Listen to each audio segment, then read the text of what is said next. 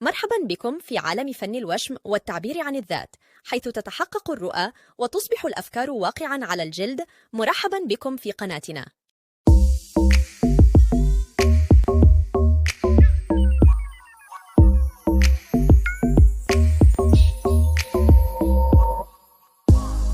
في عالم فن الوشم يعتبر الحبر الأسود من أكثر الألوان شيوعاً واستخداماً. يلعب اختيار الحبر المناسب دوراً مهماً في تحقيق تصاميم جميلة ومتينة.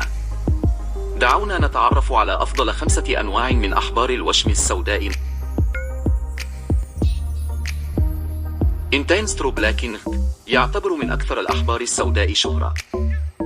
يتميز بثبات اللون الداكن والمتانة العالية، مما يجعله مثالياً للخطوط والظلال.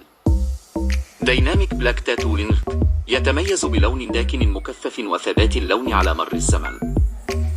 يستخدم عادة لإبراز التفاصيل والظلال.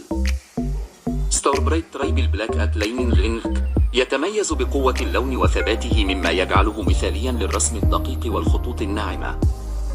كوراوسومي تاتو يعتبر مستوحنا من التقاليد اليابانية، ويعرف بالثبات والجودة العالية للون الأسود.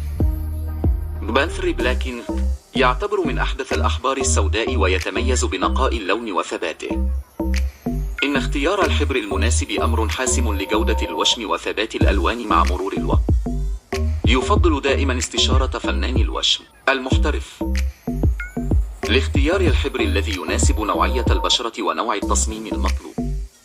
ويذكر أهمية العناية الجيدة بالوشم بعد التنفيذ للحفاظ على جمالية التصميم. إذا كان لديكم أي استفسارات أو تعليقات، فلا تترددوا في مشاركتها معنا في التعليقات أدناه. اشتركوا في قناتنا الآن لتكونوا شريكاً في هذه الرحلة الفنية، حيث سنقدم لكم كل جديد ومميز في عالم الوشوم والفنون.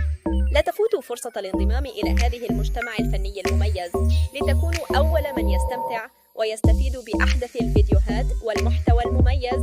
نراكم في الفيديوهات القادمة.